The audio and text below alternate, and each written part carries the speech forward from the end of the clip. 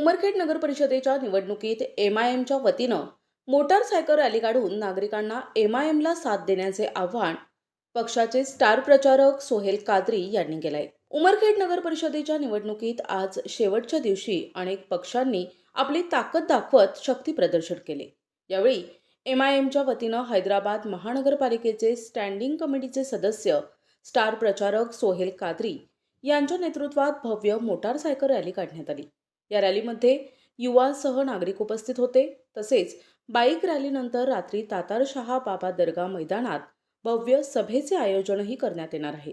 मागील 2016च्या निवडणुकीत एमआयएमचे 8 नगरसेवक प्रचंड मतांनी निवडून आले होते। आज पुन्हा एकदा एमआयएमच्या वतीने बाईक रॅली आणि सभेच्या माध्यमातून शक्ती प्रदर्शन करत विरोधकांसमोर शेवटच्या क्षणी मोठे आव्हान उभे केले आहे। प्रतिनिधी Taher Mirza, NTV news Marathi, Umarkhed, Yavatmal.